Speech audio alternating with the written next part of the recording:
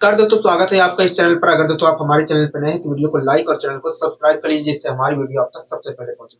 आइए दोस्तों शुरुआत करते हैं आज की अपनी पाठशाला। पहला क्वेश्चन आपकी स्क्रीन पर ध्यानपूर्वक पढ़िए। पहला क्वेश्चन आखिर क्या कह रहा है दोस्तों? इस क्वेश्चन में कह रहा है कि 4 sin स्क्वायर थीटा कह रहा है 4 sin square theta plus 25 cosec square theta की मिनिमम वैल्यू क्या होगी। हाँ, कह रहा है कि 4 sin square theta plus 25 cosec square theta की मिनिमम वैल्यू क्या होगी। हाँ, ठीक है दोस्तों, इस क्वेश्चन में बहुत कुछ है, बहुत कुछ हमें समझना और सीखना होगा। ठीक है, बहुत कुछ समझना और सीखना होगा दोस्तों। कल मैंने आपको इसी टाइप का क्वेश्चन करवाया था। हाँ, आपको ध्यान होगा कि मैंने करवाया था दोस्तों, मैंने आपको करवाया था ये साइन स्क्वायर थीटा, ये साइन स्क्वायर थीटा, और इसी टाइप का क्वेश्चन आया भी है।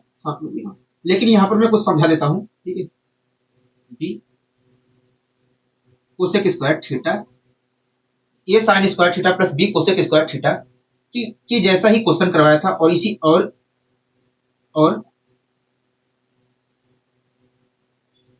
ये कोस स्क्वायर थीटा, 2 ही 3 क्वेश्चन करवाए थे, लेकिन करवाया जरूर था मुझे। ये cos square theta plus B sec square theta. ठीक है दोस्तों, मैंने आपको 2-3 क्वेश्चन करवाए थे इस टाइप के। और आपने मैक्सिमम और मिनिमम वैल्यू निकालने के लिए आपने दोस्तों मैंने आपको 2-3 क्वेश्चन करवाए थे इस टाइप के। ये sine square theta plus B cosec square theta के रूप का था वो चीज, और A cos square theta plus B sec square theta के रूप का था। दोस्तों वहां पर आप मैक्सिमम और मिनिमम वैल्यू निकालने के लिए आपने दो टर्मों का जो समांतर माध्य होता है उनके गुणोत्तर माध्य से बड़ा होता है, इस कॉन्सेप्ट का आपने प्रयोग किया था दोस्तों। दोस्तों आपने नोटिस किया होगा कि वहां पर उन क्वेश्चनों में जो मैंने क्वेश्चन करवाए थे 2-3, वहां पर आपने नोटिस किया होगा कि साइन स्क्वायर के गुणांक में जो राशि लिखी गई थी वो कोसेक स्क्वायर के गुणांक में जो राशि लिखी गई है उससे क्या थी, बड़ी थी।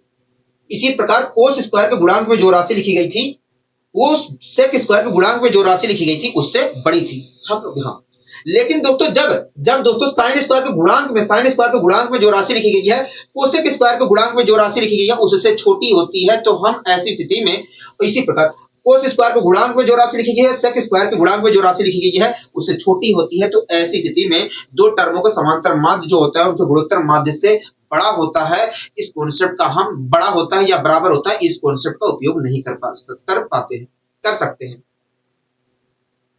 कर सकते हैं दोस्तों। मैंने आपको कल इस टाइप का क्वेश्चन करवाया था, आपने महसूस किया होगा कि इस साइन स्क्वायर के गुणांक में जो राशि लिखी गई है कोसेक स्क्वायर के गुणांक में जो राशि लिखी गई है उससे बड़ी थी। इसी प्रकार कोस स्क्वायर के गुणांक में जो राशि लिखी गई है वो सेक स्क्वायर के गुणांक में जो राशि लिखी गई है उससे बड़ी थी। और वहां पर आप मैक्सिमम और मिनिमम वैल्यू बताने के लिए दो टर्मों का जो समांतर माध्य होता है उनके गुणोत्तर माध्य से बड़ा होता है या बराबर होता है, आपने उस कॉन्सेप्ट का प्रयोग किया था। लेकिन जब दोस्तों साइन स्क्वायर के गुणांक में जो राशि लिखी गई है कोसेक स्क्वायर के गुणांक में जो राशि लिखी गई है उससे छोटी होती है, और कोस स्क्वायर के गुणांक में जो राशि लिखी गई है सेक स्क्वायर के गुणांक में जो राशि लिखी गई है उससे छोटी होती है, तो ऐसी स्थिति में दो टर्मों का जो समांतर माध्य होता है उनके गुणोत्तर माध्य से बड़ा होता है या बराबर होता है, आप इस कॉन्सेप्ट का प्रयोग नहीं कर सकते।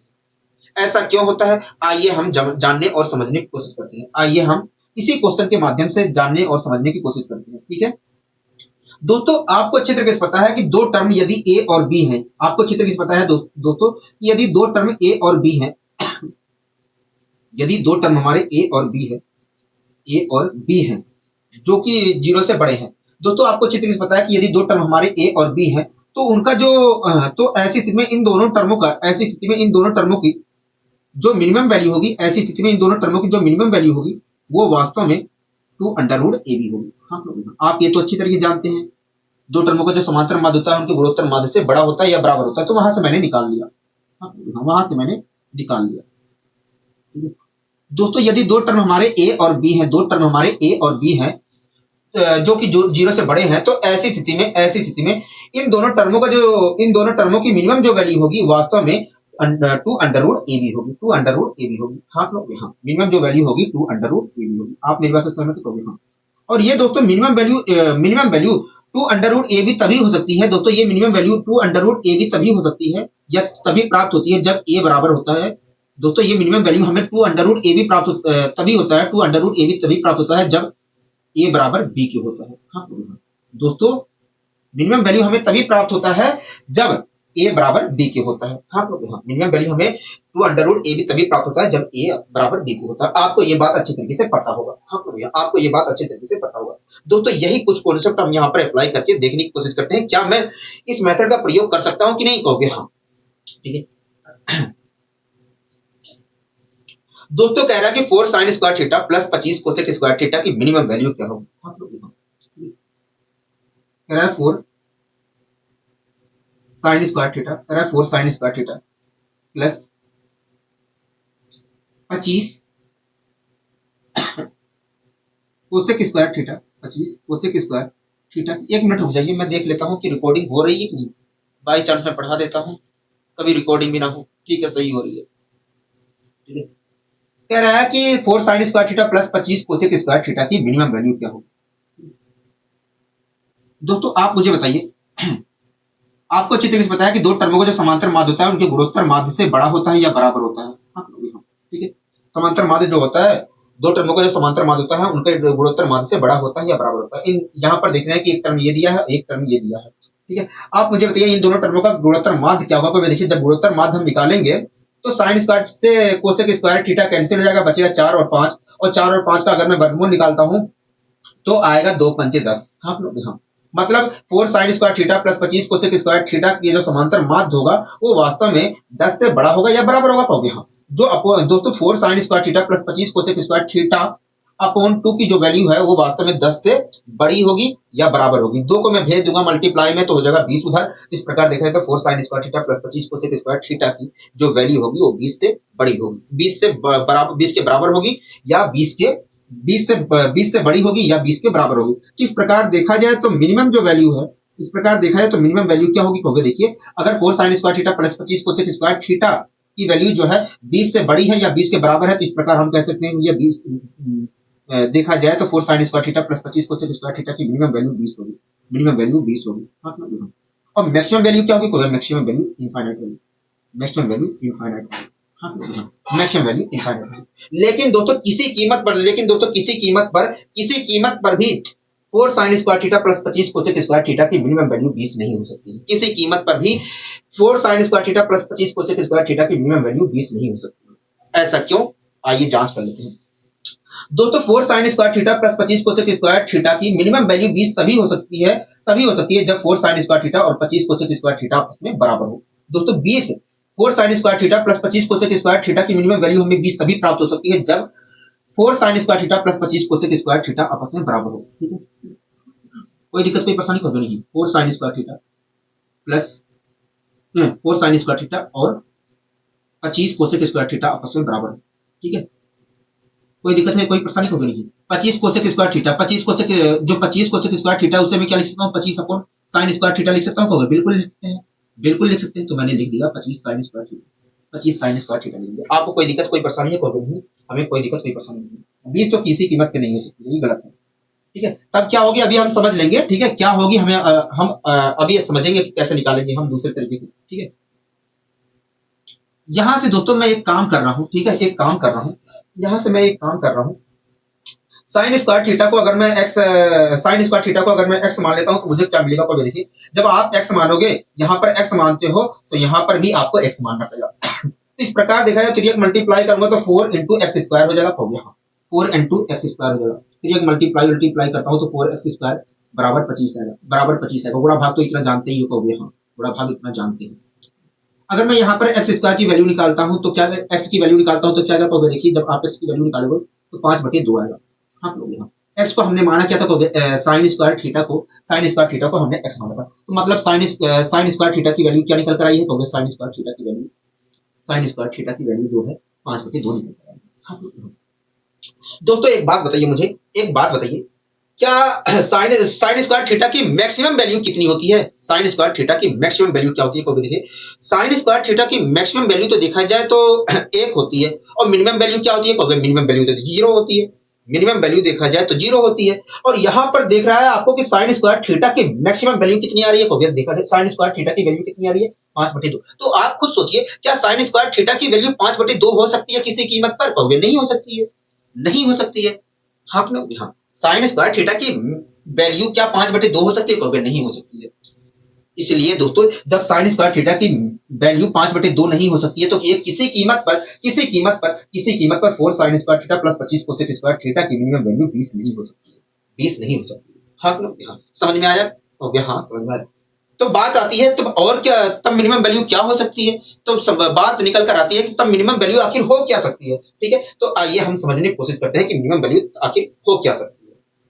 ठीक है, तो ये बात आपको ध्यान रखना है कि अगर साइन ये sine square theta plus B cosec square theta के रूप का कोई हमारा वो आ रहा है एक्सप्रेशन, या ए कोस स्क्वायर थीटा और बी सेक स्क्वायर थीटा का कोई एक्सप्रेशन आ रहा है जहां पर ए की जो वैल्यू है वो बी से छोटी है, तो ऐसी स्थिति में हम दो टर्मों को जो समांतर माध्य होता है उनके गुणोत्तर माध्य से बड़ा होता है या बराबर होता है, उस कॉन्सेप्ट का यहाँ पर अप्लाई करके मैक्सिमम और मिनिमम वैल्यू नहीं बता सकते।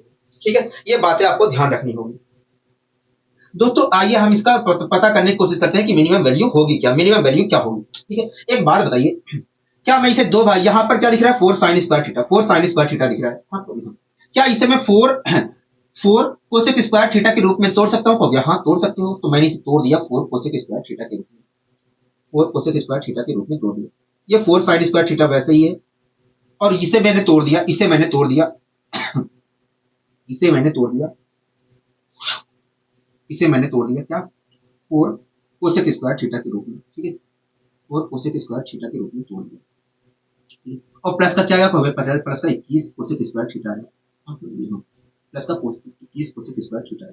आप मेरी बात से सहमत है? हाँ हम आपकी बात से पूरी तरीके से सहमत है। जब 4 यहाँ पर है, 4 यहाँ पर है, तो मैं 4 कॉमन लेके लिख सकता था, हाँ 4 कॉमन लेके लिख सकते थे, 4 कॉमन लेके लिख सकते थे, कोई दिक्कत कोई परेशानी नहीं, हमें कोई दिक्कत कोई परेशानी नहीं है, हमें कोई दिक्कत कोई परेशानी नहीं है। यहाँ तक सारी चीजें समझ में आ गई है? हाँ यहाँ तक सारी चीजें समझ में आ गई है। ठीक है, यहाँ तक सारी चीजें समझ में आ गई है? हाँ यहाँ तक सारी चीजें समझ में आ गई है। दोस्तों आपको एक चीज, आप यहाँ पर खुद देखिए दोस्तों आप यहाँ पर खुद देखिए, एक चीज नोटिस करिए, यहाँ पर जो चीज लिखा गया ठीक उसका उल्टा यहाँ पर लिखा गया है। दोस्तों आप खुद नोटिस करिए, यहाँ पर जो चीज लिखा गया है ठीक उसका उल्टा यहाँ पर लिखा गया है। और आपको अच्छी तरीके से पता है कि किसी भी टर्म का और उसके उल्टे का जो जोड़ की मिनिमम वैल्यू होती है वो क्या होती है, 2 होती है। आपको ये बात अच्छी तरीके से पता है कि किसी भी टर्म का और उसके उल्टे की जो उल्टे किसी भी टर्म का और उसके उल्टे के जोड़, उस टर्म के उल्टे की जोड़ की मिनिमम जो वैल्यू होती है 2 होती है। तो यहाँ पर जो चीज लिखा गया ठीक उसका उल्टा यहाँ पर लिखा गया है, तो ऐसी स्थिति में इन दोनों टर्मों के जोड़ की जो मिनिमम वैल्यू क्या हो सकती है, इन दोनों टर्मों के जोड़ की मिनिमम वैल्यू ये 2 होगी। क्या होगी? 2 होगी। ये कहां से निकल कर आया? दो टर्मों का समांतर माध्य जो होता है गुणोत्तर माध्य से बड़ा होता है या बराबर होता है, वहां से पता चला हमें। हाँ तो यहाँ पर देखा जाए तो एक बात होती है, अगर मैं यहाँ पर इसकी मिनिमम वैल्यू रख देता हूं और इसकी मिनिमम वैल्यू रख देता हूं, तो इस एक्सप्रेशन की मिनिमम वैल्यू मिलेगी कि नहीं? कहोगे हाँ मिल जाएगी। तो इसकी मिनिमम वैल्यू देखा जाए तो क्या है? कहोगे 2 है, 2 है। इस प्रकार देखा जाए 4 इंटू 2 क्या हो गया? 8 हो गया। हाँ 4 इंटू 2 8 हो गया।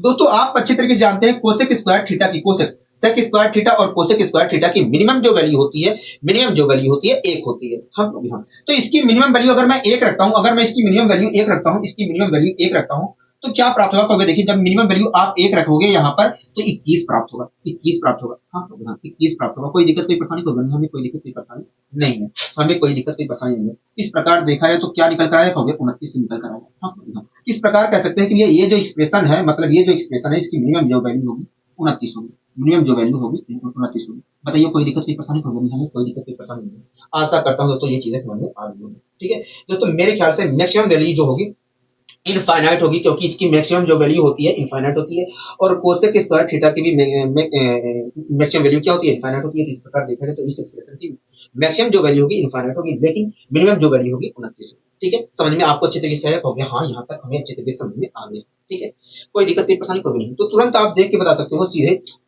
25 में 4 जोड़ दीजिए 29 आएगा, 25 में 4 जोड़ दीजिए 29 आ जाएगा डायरेक्ट। ठीक है, जब भी इस प्रकार का एक्सप्रेशन मिलता है तो मिनिमम जो वैल्यू होती है वो 25 में 4 जोड़ दीजिए, वो जो आएगा वही आएगा। ठीक है, कोई दिक्कत की परेशानी होगी नहीं, हमें कोई दिक्कत की परेशानी नहीं है। अब आइए दोस्तों हम बढ़ते हैं अपने अगले क्वेश्चन की ओर। दोस्तों इसकी जो मिनिमम वैल्यू होगी वो वास्तव में 25 होगी। आप जोड़ दीजिए 10 में 15 तो आएगा 25। ठीक है, यही मिनिमम वैल्यू होगी। अगला क्वेश्चन कह रहा है कि 10 cos square theta plus 15 sec square theta की मिनिमम वैल्यू क्या होगी? हाँ क्यों कह रहा है 10 कोस स्क्वायर थीटा, कह रहा है 10 cos square theta plus 15 sec square theta की मिनिमम वैल्यू क्या है, सेक स्क्वायर थीटा की मिनिमम वैल्यू क्या है, ये पूछ रहा है। ठीक है दोस्तों, अगर मैं यहाँ पर गुणोत्तर माध्य का प्रयोग करना चाहता हूँ, दो टर्मों का समांतर माध्य जो होता है गुणोत्तर माध्य से बड़ा होता है या बराबर होता है, तो यहाँ पर मैं प्रयोग नहीं कर सकता हूँ, क्योंकि कोस स्क्वायर के गुणांक में जो राशि लिखी गई है वो वास्तव में सेक स्क्वायर के गुणांक में जो राशि लिखी गई है उससे छोटी है। हाँ, तो इस कॉन्सेप्ट का प्रयोग नहीं कर सकता हूँ, तो दूसरे कॉन्सेप्ट का मुझे प्रयोग करना पड़ेगा मैक्सिमम और मिनिमम वैल्यू निकालने के लिए। आप लोग यहाँ दूसरे कॉन्सेप्ट का मुझे यहाँ पर प्रयोग करना पड़ेगा मैक्सिमम और मिनिमम वैल्यू निकालने के लिए। आप लोग यहाँ ठीक है, तो आइए हम प्रयोग करने की कोशिश करते हैं। दोस्तों क्या मैं इसे यहाँ पर दिख रहा है कि 10 कोस स्क्वायर थीटा लिखा है, क्या मैं इसे 10 कोस स्क्वायर थीटा के रूप में 10 सेक स्क्वायर थीटा के रूप में तोड़ सकता हूँ? तोड़ सकते हैं। ठीक है, तो यहाँ पर अगर मैं तोड़ता हूँ इसे 10 सेक स्क्वायर थीटा के रूप में, तो 10 कोस स्क्वायर थीटा और 10 सेक स्क्वायर थीटा यहाँ पर मिलेंगे, हो गया। हाँ, और 10 में कॉमन ले रहा हूँ तो अंदर मिलेगा cos square theta plus sec square theta मिलेगा। कोई दिक्कत कोई परेशानी तो नहीं है। और प्लस का 5 सेक स्क्वायर थीटा आएगा, प्लस का 5 सेक स्क्वायर थीटा आएगा। आप मेरी बात से सहमत हो गए? हाँ, हम आपकी बात से सहमत हैं, हम आपकी बात से पूरी तरीके से सहमत हैं, हम आपकी बात से पूरी तरीके से सहमत हैं। ठीक है, एक बात बताइए, आपको अच्छी तरीके से पता है कि यदि कोई टर्म है, कोई किसी टर्म का और उसके उल्टे की जोड़ की मिनिमम जो वैल्यू होती है वो वास्तव में 2 होती है। आप लोग मिनिमम जो वैल्यू होती है 2 होती है। यहाँ पर आप देख रहे हैं कि इस ये जो टर्म लिखा है ठीक उसका उल्टे का, दोस्तों आप यहाँ पर देख रहे हैं कि ये यहाँ पर एक टर्म लिखा है और ठीक उसका उल्टा यहाँ पर लिखा है। और आपको अच्छी तरीके से बताया कि आपको अच्छी तरीके से बताया कि किसी भी टर्म का और उसके उल्टे की जोड़ की मिनिमम वैल्यू जो होती है 2 होती है। इस प्रकार cos square theta plus sec square theta की मिनिमम जो वैल्यू होगी वो 2 होगी। आप लोग यहाँ तो यहाँ पर मैंने मिनिमम वैल्यू 2 रख दिया। कोई दिक्कत नहीं परेशानी कोई नहीं, हमें कोई दिक्कत नहीं परेशानी नहीं। दोस्तों एक बात बताइए, सेक स्क्वायर थीटा की मिनिमम वैल्यू क्या होती है? 1 होती है, तो मैंने यहाँ पर 1 रखा तो आया 5। हाँ, तो इस प्रकार देखा है तो मिनिमम वैल्यू क्या निकल कर आ रही है? 25 निकल कर आ रही है। मिनिमम वैल्यू क्या निकल कर आ रही है? तो 25 निकल कर आ रही है। हाँ, तो मैक्सिमम वैल्यू क्या आएगी? तो इनफाइनाइट आएगी। मैक्सिमम वैल्यू क्या आएगी? इनफाइनाइट। हाँ, तो आप यहीं पर जोड़कर बता सकते थे कि 10 में 15 जोड़ेंगे तो आएगा 25, मतलब मिनिमम वैल्यू जो होगी 25।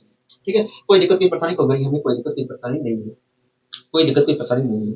जब भी दोस्तों A cos square theta plus 20 sec square theta के रूप में हमें एक्सप्रेशन मिलता है जहां पर ए छोटा होता है बी की तुलना में, तो ऐसी स्थिति में मिनिमम जो वैल्यू होती है ए प्लस बी होती है, मिनिमम वैल्यू जो होती है ए प्लस बी होती है।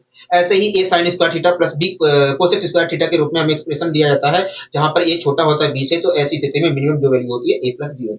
ठीक है, इसी को कॉन्सेप्ट बना दिया गया है, इसी को कॉन्सेप्ट बना दिया गया और कुछ नहीं है। ठीक है, समझ में आपको आया? कहोगे हाँ, हमें समझ में अच्छे तरीके से आ गया है। ठीक है, अब आइए दोस्तों हम कुछ और आगे करने की कोशिश करते हैं। दोस्तों आप पढ़िए इस क्वेश्चन को, देखिए क्या कहना चाह रहा है। देखिए इस क्वेश्चन में कह रहा है कि 5 sign theta plus 12 cos theta, कह रहा है कि 5 sign theta plus 12 cos theta की मैक्सिमम और मिनिमम वैल्यू क्या होगी? मैक्सिमम और मिनिमम वैल्यू क्या है? कह रहा है कि 5 sign theta plus 12 cos theta की मैक्सिमम और मिनिमम वैल्यू क्या होगी? ठीक है, तो आइए हम यहाँ पर भी समझने की कोशिश करते हैं। ठीक है, ये अलग टाइप का क्वेश्चन है, मैं समझाने की यहाँ पर कोशिश करूंगा। ठीक है, उसके बाद मैं आपको बता दूंगा कि भैया तेजी से कैसे निकाल सकते हैं।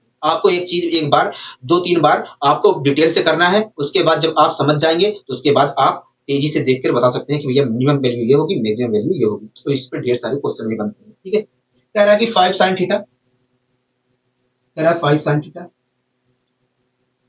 5 साइन थीटा, कह रहा है 5 sign theta plus 12 cos theta, 12 cos theta की मैक्सिमम और मिनिमम वैल्यू क्या होगी? हाँ, ठीक है, कह रहा है कि 5 sign theta plus 12 cos theta की मैक्सिमम और मिनिमम वैल्यू क्या होगी? दोस्तों आपको मैंने कॉन्सेप्ट बताया था कल कि दो टर्मों का समांतर मान होता है। दो टर्म है, यदि ए और बी है और जीरो जो कि 0 से बड़े हैं, तो ऐसी स्थिति में उन दोनों टर्मों का जो समांतर मान होगा उनके गुणोत्तर मान से बड़ा होगा या बराबर होगा। यही तो मैंने बताया था। कहोगे हाँ, यहाँ पर अगर दोस्तों मैं गुणोत्तर माध्य निकालता हूं तो किसी कीमत पर साइन थीटा और कोस थीटा तो कैंसिल होंगे नहीं। हाँ, तो यहाँ पर फायदा मुझे नहीं मिलेगा, यहाँ पर मुझे फायदा नहीं मिलेगा। अगर मैं गुणोत्तर माध्य निकालता हूं तो यहाँ पर कैंसिल नहीं होंगे, अंदर जाके कैंसिल नहीं होंगे और हमारा और पेचीदा हो जाएगा सवाल। तो यहाँ पर आपको ये मेथड प्रयोग नहीं कर, आप यहाँ पर इस मेथड का प्रयोग नहीं कर सकते हैं। ठीक है, कोई दिक्कत कोई परेशानी कोई नहीं। मैंने आपको बताया था कि उस मेथड का तभी प्रयोग करते हैं जब विपरीत मिलते हैं, जैसे साइन का उल्टा मिल गया कोसेक, साइन का उल्टा मिल गया कोसेक, टेन का उल्टा मिल गया कोट, और कोस का उल्टा मिल गया सेक, तभी हम प्रयोग करते हैं, या किसी तरीके से वो खत्म हो जाए, अंदर जाके खत्म हो जाए, जैसे sign square theta plus cos square theta बन गया, खत्म हो गया आप लोग यहाँ। तो ऐसी स्थिति में हम प्रयोग कर सकते थे, लेकिन यहाँ पर मैं प्रयोग नहीं कर सकता हूँ। तब कैसे मैक्सिमम और मिनिमम वैल्यू बताए? हाँ, बात ये उठती है कैसे हम मैक्सिमम और मिनिमम वैल्यू बताए। ठीक है, आइए समझने की कोशिश करते हैं। एक बात बताइए, अगर एक, ठीक है, आपको समझाने के लिए मैं प्रयोग कर रहा हूँ। आप इसे मान लीजिए, आप इसे मान लीजिए लंब है, 5 को मान लीजिए लंब, ठीक है, और 12 को मान लीजिए आधार। ठीक है, एक बात बताइए, अगर 5 हमारा लंब है, 5 हमारा लंब है और आधार हमारा 12 है, आधार हमारा 12 है, तो कर्ण क्या होगा? कहोगे देखिए कर्ण तो हमारा 13 होगा। हाँ लोग, कर्ण क्या होगा? 13 होगा। ठीक है, दोस्तों अगर मैं 5 को आधार मान लेता हूं और 5 को लंब मान लेता हूं और 12 को आधार मान लेता हूं, आप कुछ भी मान सकते हो, ठीक है, लेकिन साइन के गुणांक में जो है आपको उसे लंब ही मानना ठीक रहेगा। वैसे कुछ भी मानिए, कोई दिक्कत कोई परेशानी वाली बात नहीं है, उत्तर आएगा सेम। अगर मैं 5 को लंब मान लेता हूं, 12 को आधार मान लेता हूं, तो कर्ण की वैल्यू क्या होगी? कर्ण तो हमारा 13 होगा। तो मैं क्या कर रहा हूं यहाँ पर? 13 से ऊपर नीचे मल्टीप्लाई कर दे रहा हूं, 13 से ऊपर नीचे मल्टीप्लाई कर दे रहा हूं। ठीक है, अगर दोस्तों मैं 13 से मल्टीप्लाई किया हूं ऊपर, तो 13 से मल्टीप्लाई दोनों नीचे भी करूंगा। कहोगे हाँ, 13 से मल्टीप्लाई मैंने यहाँ पर किया एक बार, 13 से डिवाइड भी करूंगा। अगर 13 से मल्टीप्लाई ऊपर किया हूं तो 13 से डिवाइड भी करूंगा। कहोगे हाँ, 13 से डिवाइड भी करोगे आप, 13 से डिवाइड भी करोगे आप, 13 से मैंने डिवाइड कर दिया। आपको कोई दिक्कत है? कहोगे नहीं, हमें कोई दिक्कत, कोई परेशानी नहीं, हमें कोई दिक्कत, कोई परेशानी नहीं है। 13 से मैंने डिवाइड भी कर दिया, यहाँ पर भी मैंने 13 से डिवाइड कर दिया, यहाँ पर भी मैंने 13 से डिवाइड कर दिया। आपको कोई दिक्कत है? कहोगे नहीं, हमें कोई दिक्कत नहीं है, हमें कोई दिक्कत नहीं है, हमें यहाँ पर कोई दिक्कत नहीं है। हमें यहाँ पर कोई दिक्कत कोई परेशानी नहीं है, हमें यहाँ पर कोई दिक्कत कोई परेशानी नहीं है। ठीक है, एक बात बताइए, अगर मैं 5/13 को 5/13 को साइन 5 मान लेता हूँ, साइन 5 मान लेता हूँ, 5/13 को 5/13 को 5/13 को साइन 5 मान लेता हूँ, 5/1 मिनट लीजिए,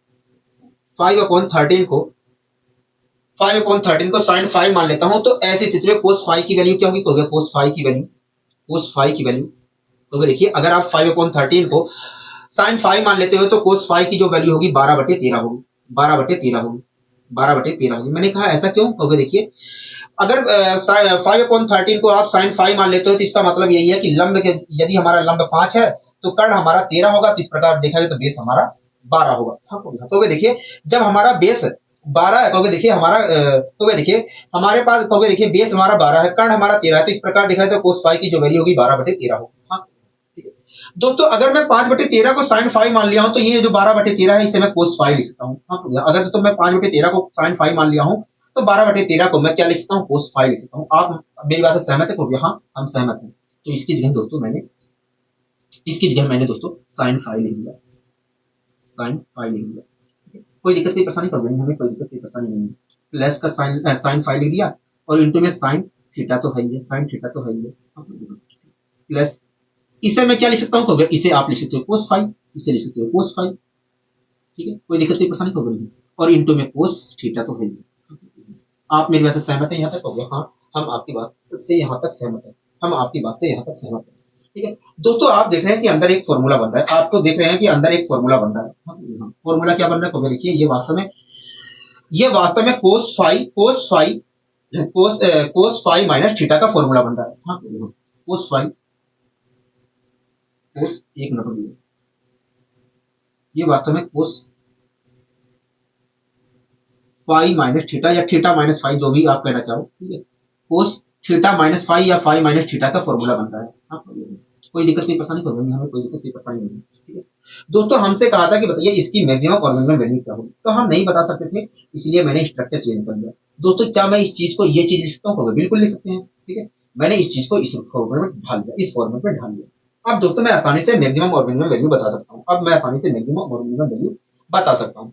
एक बात बताइए, जब कोस की पावर ओड होती है, जब कोस की पावर ओड होती है तो ऐसी स्थिति में मैक्सिमम वैल्यू क्या होती है? क्योंकि देखिए ऐसे, तो देखिए जब कोस की पावर ओड होती है तो मैक्सिमम वैल्यू 1 होती है और मिनिमम वैल्यू क्या होती है? क्योंकि -1 होती है। अगर दोस्तों मुझे इसकी मैक्सिमम और मिनिमम वैल्यू निकालना है, मैक्सिमम और मिनिमम वैल्यू निकालना है, तो मुझे इसकी मैक्सिमम और मिनिमम वैल्यू रखनी पड़ेगी। हाँ, इसकी मिनिमम वैल्यू क्या होगी? इसकी मिनिमम वैल्यू देखा है तो -1 है, तो मैंने -1 रख दिया। मिनिमम वैल्यू क्या होगी? इसकी मिनिमम वैल्यू देखा जाए तो -1 होगी। मिनिमम वैल्यू देखा जाए तो -1 होगी, तो इस प्रकार देखा है तो मिनिमम वैल्यू -13 प्राप्त होगी। और मैक्सिमम वैल्यू क्या होती है, अगर 1 होती है तो मैक्सिमम वैल्यू मैंने 1 रखा तो आया 13। हाँ, 13 आया, कोई दिक्कत नहीं, परेशानी कभी नहीं। तो इस प्रकार दोस्तों देखा जाए तो इस एक्सप्रेशन की मिनिमम वैल्यू -13 है और मैक्सिमम वैल्यू क्या है, 13 है। अगर इसकी मिनिमम वैल्यू 13 आ रही है, मिनिमम वैल्यू -13 आ रही है, मैक्सिमम वैल्यू 13 आ रही है, तो हम कह सकते हैं 5 sin theta plus 12 cos theta की मिनिमम वैल्यू वैल्यू जो होगी -13 होगी और मैक्सिमम वैल्यू जो होगी 13 होगी। हाँ, मैक्सिमम वैल्यू क्या होगी, 13 होगी।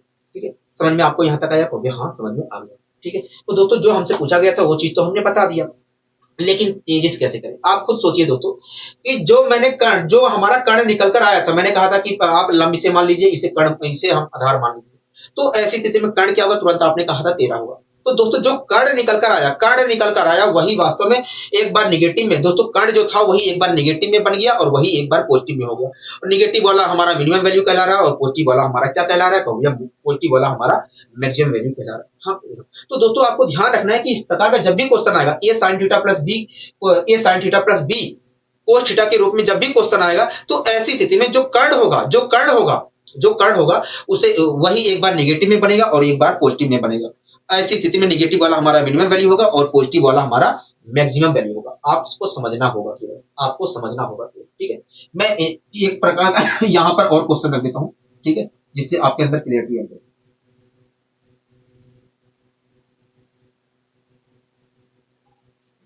यहाँ पर मैंने 24 कर दिया, यहाँ पर 7 कर दिया। आप मुझे बताइए इसकी मैक्सिमम वैल्यू क्या होगी, मिनिमम वैल्यू, इसकी मैक्सिमम वैल्यू क्या होगी, मिनिमम वैल्यू क्या होगी। तो देखिए अगर मैं इसे लंब मानता हूं और इसे आधार मानता हूं, तो इस देखा जाए तो कर्ण हमारा क्या होगा, 25 होगा। हाँ, कर्ण जो हमारा क्या होगा, 25 होगा।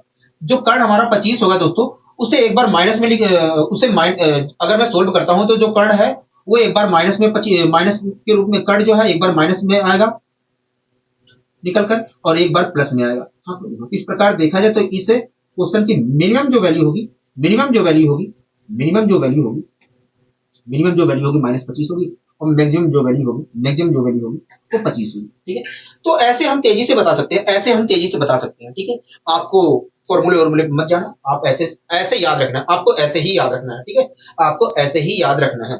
तो आइए हम और क्वेश्चन इसके ऊपर ले लेते हैं। दोस्तों अगला क्वेश्चन देखिए क्या कहना जा रहा है, देखिए कह रहा है sign theta plus cos theta, कह रहा है sign theta plus cos theta की मैक्सिमम वैल्यू क्या होगी। हाँ, ठीक है, sign theta plus cos theta की मैक्सिमम वैल्यू क्या होगी। हाँ, ठीक है, कोई दिक्कत कोई परेशानी होगी नहीं। कह रहा है sign theta plus cos theta की मैक्सिमम वैल्यू क्या होगी। हाँ, कोई दिक्कत कोई परेशानी होगी नहीं, हमें कोई दिक्कत कोई परेशानी नहीं। आप मुझे बताइए मिनिमम वैल्यू क्या होगी, मैक्सिमम वैल्यू क्या होगी। तो देखिए साइन थीटा के गुणांक में 1 लिखा है और कोस थीटा के गुणांक में 1 लिखा है। मैंने कहा हाँ, तो देखिए साइन थीटा के गुणांक में जो 1 लिखा है वो हम मान ले रहे हैं, लंब है, और कोस थीटा के गुणांक में जो राशि लिखी है 1, उसे मान ले रहे हैं आधार है। दोस्तों तुरंत आपने कहा ये देखिए जब हमारा लंब 1 होता है और आधार 1 होता है, तो जो कर्ण होता है वास्तव में, कर्ण जो होता है वास्तव में √2 होता है। हाँ, ठीक है, इस प्रकार देखा जाए तो मिनिमम जो वैल्यू होगी वास्तव में वो -√2 होगी, -√2 होगी और मैक्सिमम जो वैल्यू होगी, √2 होगी, मैक्सिमम जो वैल्यू होगी √2 होगी। ठीक है, कोई दिक्कत कोई परेशानी होगी नहीं, हमें कोई दिक्कत कोई परेशानी नहीं है, हमें कोई दिक्कत कोई परेशानी नहीं है। यहाँ तक समझ में आया कहोगे, हाँ यहाँ तक हमें समझ में आ गया। ठीक है, अब आइए दोस्तों हम बढ़ते हैं अपने अगले क्वेश्चन की ओर। आप इस क्वेश्चन को देख रहे हैं कहोगे, हाँ इस क्वेश्चन को हम देख रहे हैं। करिए इस क्वेश्चन को, देखिए क्या कहना चाह रहा है कहोगे। देखिए इस क्वेश्चन में कह रहा है कि 10 sin theta into cos theta plus 1 - 2 sin square theta की मिनिमम और मैक्सिमम वैल्यू क्या होगी। हाँ, ठीक है दोस्तों हमसे कह रहा है कि 10 sin थीटा, कह रहा है 10 sin थीटा, ठीक है, इंटू कोस थीटा, कह रहा है 10 sin theta into cos theta. हाँ, कह रहा है कि plus plus 1 minus sign square theta की, 1 माइनस साइन स्क्वायर थीटा की मैक्सिमम और मिनिमम वैल्यू क्या होगी। हाँ, यही तो कह रहा है, हाँ यही कह रहा है हमसे, यही कह रहा है हमसे, यही कह रहा है, हाँ यही चीज हमसे कह रहा है। दोस्तों ये आपको अच्छी तरह पता है कि 1 माइनस साइन स्क्वायर थीटा बराबर होता है कोस 2 थीटा। दोस्तों आपको अच्छी तरह से पता है कि कोस 2 थीटा बराबर होता है, कोस 2 थीटा बराबर होता है 1 minus sine square, 1 minus 2 sign square theta होता है। हाँ, अगर 1 माइनस 2 साइन स्क्वायर थीटा होता है तो मैं 1 माइनस 2 साइन स्क्वायर थीटा को कोस 2 थीटा लिख सकता हूँ। बिल्कुल हाँ ना, हाँ, ठीक है, इसे मैं क्या लिखता हूँ, कोस 2 थीटा लिखता हूँ। दोस्तों एक बात बताइए, अगर यहाँ पर 2 होता, केवल 2 ही होता, तो इस 2 sin theta into cos theta को मैं क्या लिख सकता था, cos sin 2 थीटा लिख सकता था। तो मैंने इसे तोड़ दिया, इसे तोड़ दिया 5 इंटू 2 में, 5 इंटू 2 में तोड़ूंगा तो यहाँ पर हो जाएगा 2 sin theta into cos theta हो जाएगा, 5 मल्टीप्लाई में रहेगा। तो इस प्रकार देखा जाए तो 2 sin theta into cos theta मिलकर sin 2 थीटा बना लेंगे, तो यहाँ पर आएगा 5 sin थीटा, 5 sin 2 थीटा आएगा। हाँ 5 sin 2 थीटा आएगा, कोई दिक्कत नहीं पसंद को नहीं। और यहाँ पर क्या रहा, यहाँ पर देखेगा तो cos 2 थीटा आ रहा है, cos 2 थीटा आ रहा है, cos 2 थीटा आ रहा है, बताइए कोई दिक्कत नहीं पसंद को नहीं, कोई दिक्कत नहीं। दोस्तों मुझसे कहा था कि बताइए इसकी मैक्सिमम और मिनिमम वैल्यू होगी क्या होगी, मैं बता नहीं सकता था, इसलिए मैंने इसे चेंज कर दिया, दूसरे रूप में चेंज कर दिया। अब मैं आसानी से बता सकता हूँ, ठीक है, क्योंकि इस प्रकार के क्वेश्चनों का हमने कॉन्सेप्ट सीखा है, ठीक है। दोस्तों एक बात बताइए, इसकी मिनिमम और मैक्सिमम वैल्यू क्या होगी, कहोगे देखिए मिनिमम और मैक्सिमम वैल्यू क्या होगी, कहोगे देखिए, कहोगे देखिए इसके गुणांक में 5 लिखा है और इसके गुणांक में 1 लिखा है, कहोगे देखिए अगर कहोगे देखिए जब हमारा लंब 5 होता है और आधार हमारा 1 होता है तो जो हमारा कर्ण होता है, कर्ण जो होता है वास्तव में अंडर रूट 26 होता है। हाँ, क्योंकि दोस्तों आपको चित्र पता है कि जो कर्ण होता है, कर्ण जो होता है लंब के स्क्वायर और आधार के स्क्वायर के योग के वर्गमूल के बराबर होता है। यहां पर देखा है तो लंब हमारा 5 है और हमारा आधार 1 है, आधार 1 है। अगर मैं इसका 5 का स्क्वायर करता हूं तो 25 और 1 का स्क्वायर करता हूं तो आएगा 1, 25 में 1 जोड़ता हूं तो आएगा 26 और उसका वर्गमूल निकालता हूं तो क्या आएगा, अंडर रूट 26 आएगा। तो इस प्रकार देखा है तो जब हमारा लंब 5 होता है और आधार हमारा 1 होता है तो जो हमारा कर्ण होता है वो क्या होता है, 26 होता है, अंडर रूट 26 होता है।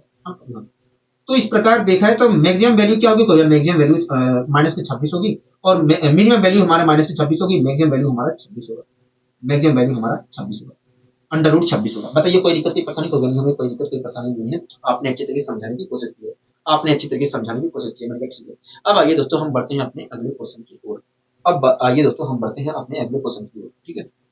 आप इस क्वेश्चन को ध्यानपूर्वक देखिए, इस क्वेश्चन को ध्यानपूर्वक देखिए क्या कहना चाह रहा है, क्योंकि देखिए इस क्वेश्चन में कह रहा है कि 27 sin x, कह रहा है 27 sin x plus 81 cos x की मैक्सिमम और मिनिमम वैल्यू क्या होगी, मैक्सिमम और मिनिमम वैल्यू क्या होगी, हाँ ठीक है, मैक्सिमम और मिनिमम वैल्यू क्या होगी, कह रहा है 27, कह रहा है 27 की पावर sin x, कह रहा है 27 की पावर sin x, 27 की power sin x into into 81 की पावर cos x, 81 की पावर cos x की मैक्सिमम और मिनिमम वैल्यू क्या होगी। एक बात बताइए, क्या मैं 27 को 3 की पावर 3 लिख सकता हूँ, हाँ अगर मैं इसे 3 की पावर 3 लिखता हूँ तो मुझे क्या प्राप्त होगा, सोल्व करूंगा तो कहोगे 3 की पावर 3 sin x प्राप्त होगा, तो इसे मैं लिख लिया 3 की पावर 3 sin x प्राप्त होगा।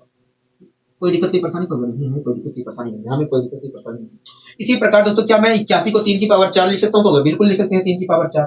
तो अगर मैं इसे 3 की पावर 4 लिखता हूं तो मुझे क्या मिलेगा, कहोगे देखिए जब आप 3 की पावर 4 लिखोगे तो 3 की पावर 4 cos x आएगा, हाँ यहाँ पर भी मैंने लिख दिया। तो मैं प्लस का सीधे लिख सकता हूँ, प्लस का सीधे यहाँ पर 3 की पावर 4 cos x लिखूंगा तो वास्तव में ये पावर क्या हो जाएंगे, जुड़ जाएंगे और बेस एक बार लिखा जाएगा और पावर जुड़ जाएंगे। तो मैं डायरेक्ट लिख सकता था लेकिन मैं एक स्टेप चल दे रहा हूँ, ठीक है, जिससे आपको समझ में अच्छी तरीके से आ जाए। इंटू में 3 की पावर 4 cos x आएगा, 4 cos x आएगा, 3 की पावर 4 cos x आएगा। दोस्तों आप देख रहे हैं कि दो टर्म है, दोनों टर्म में क्या है, मल्टीप्लाई में है। और जब दोस्तों ऐसे दो टर्म मल्टीप्लाई में होते हैं जिनके बेस सेम होते हैं तो बेस को हम एक बार लिखते हैं, और पावर को हम जोड़ देते हैं, हाँ पावर को हम जोड़ देते हैं। तो यही प्रक्रिया मैंने यहाँ पर की, मैंने बेस को एक बार लिखा और पावर को जोड़ दिया, पावर को जोड़ दिया,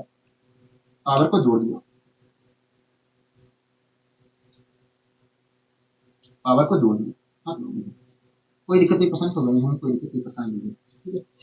दोस्तों मुझसे इसकी मैक्सिमम और मिनिमम वैल्यू पूछी गई थी तो मैं आसानी से नहीं बता सकता था, हाँ आसानी से नहीं बता सकता था क्योंकि जो मैंने कॉन्सेप्ट सीखा था उस कॉन्सेप्ट का प्रयोग नहीं कर पा रहा था। इसलिए दोस्तों मैंने इस चीज को पूरे इस रूप में चेंज कर दिया। अब मैं बता सकता हूँ, हाँ दोस्तों जब मैं इसकी मैक्सिमम वैल्यू रखूंगा, दोस्तों अगर मुझे इसकी मैक्सिमम वैल्यू पता चल जाए तो मैं इसकी बता सकता हूँ मैक्सिमम वैल्यू क्या होगी। अगर मुझे इसकी मिनिमम वैल्यू, मैं इसकी मिनिमम वैल्यू रख देता हूँ तो मुझे मिनिमम वैल्यू मिल जाएगी, हो गया। तो आप मुझे बताइए इसकी मैक्सिमम वैल्यू क्या होगी और मिनिमम वैल्यू क्या होगी, कोई देखिए 3 साइन के गुणांक में 3 लिखा है और कोस के गुणांक में 4 लिखा है। तो इस प्रकार देखा है तो जब हमारा लंब 3 होता है और आधार हमारा 4 होता है तो देखिए साइन के गुणांक में 3 लिखा है और कोस के गुणांक में 4 लिखा है। इस प्रकार देखा है तो लंब हमारा 3 है और आधार हमारा बेस मतलब 4 है। तो जब हमारा लंब 3 होता है और आधार हमारा 4 होता है तो कर्ण हमारा 5 होता है। तो इस प्रकार देखा जाए तो मिनिमम वैल्यू जो है, मिनिमम जो वैल्यू है -5 है और मैक्सिमम वैल्यू क्या है 5 है। मिनिमम वैल्यू जो है -5 है तो मैंने -5 रख दिया और मैक्सिमम वैल्यू हमारा 5 है, तो इस प्रकार मैंने 5 रख दिया। तो इस प्रकार देखें तो मिनिमम जो वैल्यू आई है वो मिनिमम वैल्यू क्या निकल कर रही है, तो मिनिमम वैल्यू देखा जाए तो 3 की पावर -5 आ रही है, और मैक्सिमम वैल्यू क्या निकल कर आ रही है, तो मैक्सिमम वैल्यू जो आ रही है 3 की पावर 5 आ रही है, 3 की पावर 5 आ रही है। हाँ, 3 की पावर 5 आ रही है। बताइए कोई दिक्कत कोई परेशानी, तो दुनिया में कोई दिक्कत कोई परेशानी नहीं है। आपने अच्छी तरीके से समझाने की कोशिश की है, मेरे ठीक है। अब आइए दोस्तों हम बढ़ते हैं अपने अगले क्वेश्चन की ओर। दोस्तों आप इस क्वेश्चन को देख रहे हैं, हाँ इस क्वेश्चन को हम देख रहे हैं। पढ़िए इस क्वेश्चन को, देखिए इस क्वेश्चन में कह रहा है कि 5 cos थीटा प्लस, कह रहा है 5 cos theta plus 3 cos theta plus 60 degree plus 5 की मैक्सिमम और मिनिमम वैल्यू क्या होगी, मैक्सिमम और मिनिमम वैल्यू क्या होगी। हाँ ठीक है, तो आइए हम मैक्सिमम और मिनिमम वैल्यू निकालने की कोशिश करते हैं।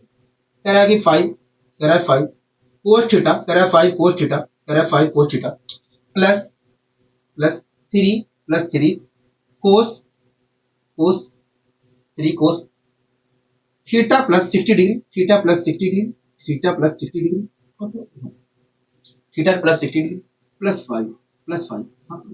कोई दिक्कत कोई परेशानी नहीं, हमें कोई दिक्कत कोई परेशानी नहीं है, हमें कोई दिक्कत कोई परेशानी नहीं है, हमें कोई दिक्कत कोई परेशानी नहीं है। तो दोस्तों जो कॉन्सेप्ट सीखा है उस कॉन्सेप्ट के जैसा दिख ही ना रहा है, कभी हाँ उस कॉन्सेप्ट के जैसा दिख ही नहीं रहा है। ठीक है, कोई दिक्कत नहीं है, कोई दिक्कत नहीं है। जो हमने कॉन्सेप्ट सीखा अगर उस कॉन्सेप्ट के रूप में नहीं दिख रहा है, लेकिन बना तो सकते हैं, कभी हाँ बना सकते हैं। तो आइए बनाने की कोशिश करते हैं। ये 5 cos थीटा था, ये 5 cos थीटा है, ये 5 cos थीटा है, प्लस प्लस का साइन लगाया मैंने। ठीक है दोस्तों, 3 वैसे रख दिया मैंने।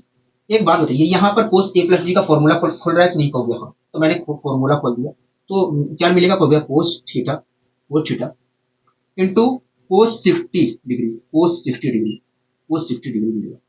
हाँ, और माइनस का क्या मिलेगा, खोल गया माइनस का साइन साइन थीटा इंटू 60 है, इंटू साइन 60 मिलेगा, इंटू साइन 60 मिलेगा। आप मेरी बात से सहमत है, कहोगे हाँ। प्लस का 5 तो वैसे ही है, तो यहाँ पर मैं सीधे वैल्यू भी रख सकता था, सीधे वैल्यू रख सकता था, लेकिन रखा नहीं। ठीक है, अब इसे मैं सोल्व करता हूँ। 5 cos theta, 5 cos theta, 5 cos theta plus का यहाँ पर cos 60 की वैल्यू क्या होती है, कहोगे cos 60 की वैल्यू जो होती है 1/2 होती है। cos 60 की वैल्यू क्या होती है, कहोगे 1/2 होती है। दोस्तों आपको अच्छी तरह से पता है कि sin 30 की जो वैल्यू होती है वही cos 60 की होती है। sin 30 की वैल्यू क्या होती है, 1/2 होती है। तो इस प्रकार cos 60 की वैल्यू क्या होगी, 1/2 होगी। तो यहाँ पर वास्तव में cos 1/2 लिखा है, cos अपॉन 2 लिखा है, cos थीटा अपॉन 2 लिखा है। अब 3 की मल्टीप्लाई भी करेंगे तो यहाँ पर क्या प्राप्त होगा, 3/2 cos थीटा प्राप्त होगा। हाँ cos थीटा प्राप्त होगा। आप मेरी बात से सहमत हो, यहाँ माइनस। तो साइन 60 की वैल्यू होती है √3/2। हाँ तो यहाँ पर दिखाएगा 3 √3 साइन थीटा अपॉन 2 लिखा है। 3 की मल्टीप्लाई करेंगे तो आएगा 3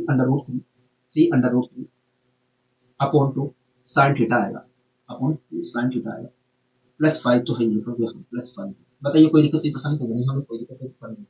अब दोस्तों मैं इसे सोल्व कर लेता हूँ। क्या ये दोनों जुड़ सकते हैं, कहोगे बिल्कुल जुड़ सकते हैं। तो इसे मैं जोड़ता हूँ तो आएगा, कहोगे 10, 10 में 3 जोड़ूंगा तो 13 cos थीटा अपॉन 2 आएगा, 13 cos थीटा अपॉन 2 आएगा, 13 cos थीटा अपॉन 2 आएगा। आप मेरी बात से सहमत है, कहोगे हाँ पूरी तरीके से हम सहमत हैं, पूरी तरीके से हम सहमत हैं। और ये माइनस का 3 अपॉन 2 है।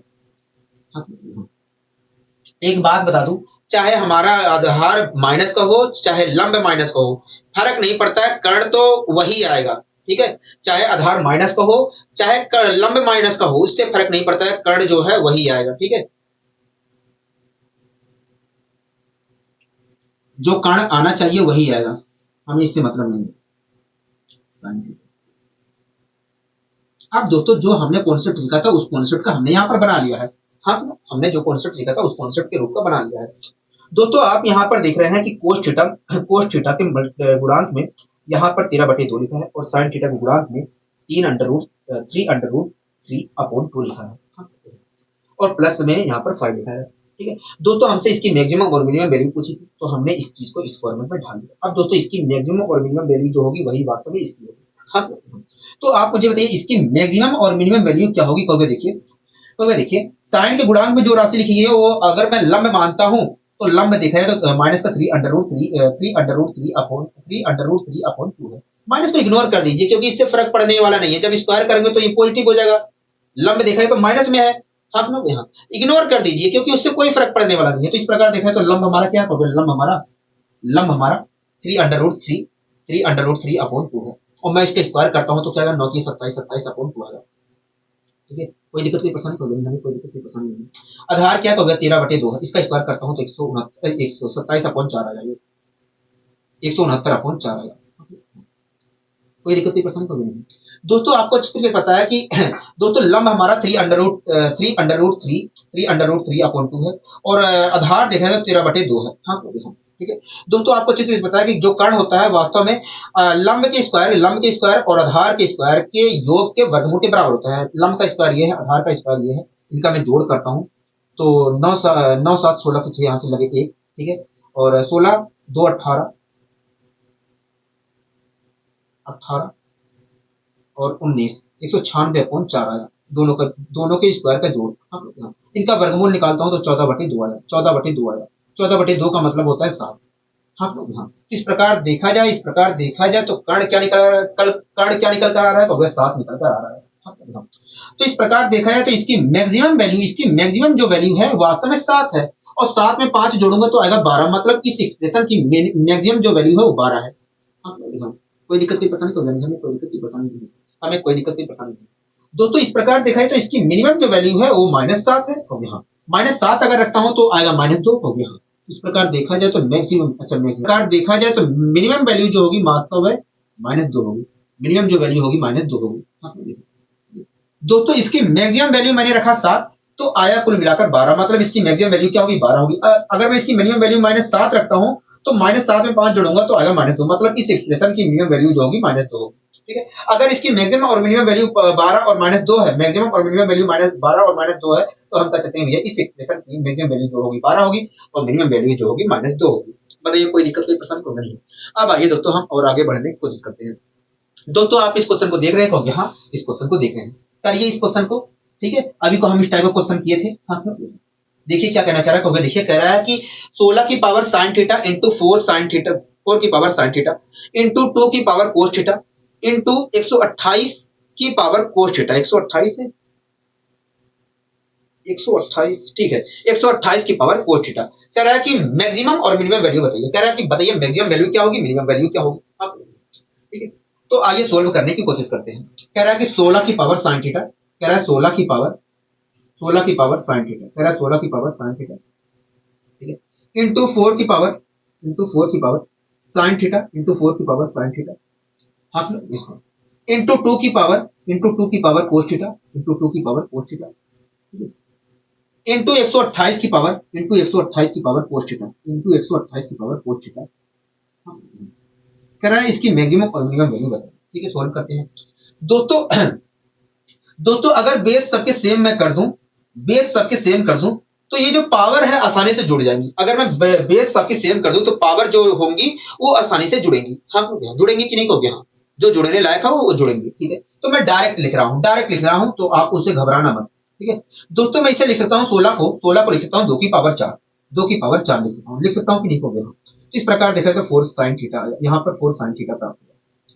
कोई दिक्कत की परेशानी हो गई, हमें कोई दिक्कत की परेशानी नहीं है, हमें कोई दिक्कत की परेशानी नहीं है। इसी प्रकार दोस्तों मैं इसे लिख सकता हूँ 2 की पावर 2 sin थीटा लिख सकता हूँ। तो यहाँ पर देखा जाए तो 2 sin थीटा यहाँ पर प्राप्त हुआ, 2 sin थीटा यहाँ पर प्राप्त हुआ। कोई दिक्कत की परेशानी को नहीं। यहाँ पर दोस्तों cos थीटा प्राप्त होगा प्लस का, हाँ प्लस का cos थीटा प्राप्त होगा। यहाँ पर दोस्तों क्या प्राप्त होगा, यहाँ पर देखिए 2 की पावर 6 का मतलब होता है 64, 2 की पावर 7 का मतलब होता है 128। तो यहाँ पर देखा तो 7 cos थीटा प्राप्त होगा। हाँ 7 cos थीटा प्राप्त होगा। कोई दिक्कत की परेशानी को नहीं, हमें कोई दिक्कत की परेशानी नहीं है, हमें यहाँ तक कोई दिक्कत की परेशानी नहीं है। 1 मिनट हो जाइए, थोड़ा और नीचे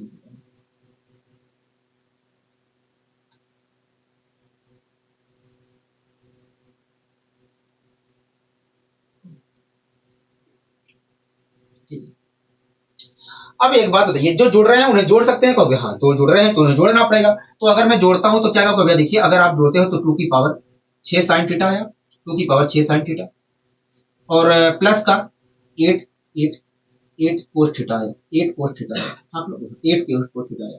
ठीक है, तो दोस्तों मुझसे इसकी मैक्सिमम और मिनिमम वैल्यू पूछी गई थी, इसलिए मैंने क्या किया, मैं आसानी से बता नहीं पा रहा था तो इसलिए मैंने इस फॉर्मेट में ढाल दिया इसे। अब मैं आसानी से बता सकता हूँ कि इसकी मैक्सिमम और मिनिमम वैल्यू क्या होगी। हाँ दोस्तों अगर मैं इसकी मैक्सिमम वैल्यू रख देता हूं तो मुझे इस एक्सप्रेशन की मैक्सिमम वैल्यू मिल जाएगी। कहोगे हाँ। अगर मैं इसकी मिनिमम वैल्यू रख देता हूं तो मुझे मिनिमम वैल्यू मिल जाएगी। कहोगे हाँ। तो इसकी मैक्सिमम वैल्यू क्या होगी? कहोगे देखिए, लंब देखा जाए तो 6 है और आधार देखा जाए तो 8 है। इस प्रकार कर्ण देखा जाए तो 10 होगा। इस प्रकार देखा जाए तो मैक्सिमम इसकी वैल्यू जो होगा, तो इसकी मैक्सिमम वैल्यू जो होगी वो 10 होगी। हाँ, मैंने 10 रख लिया, तो क्या मैक्सिमम वैल्यू निकल कर आया? 2 की पावर 10।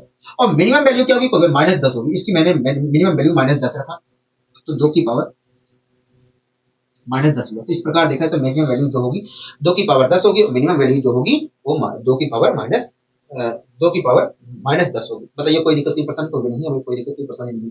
ऑप्शन पे मत जाना, ऑप्शन पे मत जाना, ऑप्शन थोड़ा उल्टा सीधा लिखा गया है, ठीक है।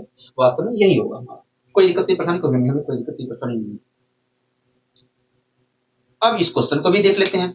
ये क्वेश्चन क्या कह रहा है? कहोगे देखिए, इस क्वेश्चन में कह रहा है कि 5 sin स्क्वायर थीटा, कह रहा है 5 sin स्क्वायर, कह रहा है 5 sin square X minus 12 sin X into cos X plus cos cos 10 cos square X की मैक्सिमम और मिनिमम वैल्यू क्या होगी? हाँ, ठीक है। तो आइए निकालने की कोशिश करते हैं। कह रहा है 5 sin स्क्वायर एक्स, कह रहा है 5 sin स्क्वायर एक्स, कह रहा है 5 sin square X minus -12 sin x into cos x, 12 sin x into cos x, हाँ, प्लस का 10 कोस स्क्वायर एक्स, प्लस का 10 कोस स्क्वायर एक्स। कह रहा है इसकी मैक्सिमम और मिनिमम वैल्यू क्या होगी? हाँ, ठीक है दोस्तों। एक बात नोटिस करिए, क्या इसे मैं a माइनस बी के होल स्क्वायर के रूप में लिख सकता हूँ? आप खुद देखिए दोस्तों, अगर मैं इसे ध्यान पूर्वक देखता हूं तो ये वास्तव में -2ab वाला टर्म है। हाँ, अगर मैं इसे 2 से डिवाइड कर देता हूं, -2ab वाले टर्म को 2 से डिवाइड कर देता हूं, 2 से डिवाइड कर देता हूं, तो मुझे मिलेगा वास्तव में ab वाला जो टर्म होगा, ab वाला जो टर्म होगा माइनस का, ab वाला जो टर्म होगा माइनस का 6 sin x into cos x होगा। हाँ, दोस्तों देखा जाए तो ये जो 6 को अगर मैं तोड़ता हूं दो भागों में, 2 इंटू 3, तो एक तरह से देखा जाए तो 2 वास्तव में a की वैल्यू वास्तव में हो सकता है 2 sin x हो सकता है, a की वैल्यू 2 sin x हो सकता है, या a की वैल्यू 3 sin x हो सकता है कि नहीं? हो गया, ठीक है। a की वैल्यू 2 sin x हो सकता है, और या a की वैल्यू 3 sin x हो सकता है, ठीक है। अगर दोस्तों a की वैल्यू 2 sin x है, तो a स्क्वायर वाला जो टर्म होगा वास्तव में वो 4 sin स्क्वायर x होगा। हाँ, 4 sin स्क्वायर x होगा। हाँ, और b वाला जो टर्म होगा, इस प्रकार देखा जाए तो b वाला जो टर्म होगा 9 cos स्क्वायर x होगा। हाँ, ठीक है। तो यहाँ पर दोस्तों 5 sin स्क्वायर x लिखा है, यहाँ पर 10 cos स्क्वायर x लिखा है। हाँ, यहाँ तो हमें 4 वास्तव में देखा जाए तो पहला जो टर्म होगा वो 4 sin स्क्वायर x होगा, इसलिए मैंने इसे 2 भागों में तोड़ दिया, जिससे मैं आसानी से a स्क्वायर वाला टर्म पता कर सकूं और a स्क्वायर वाला टर्म पता कर सकूं।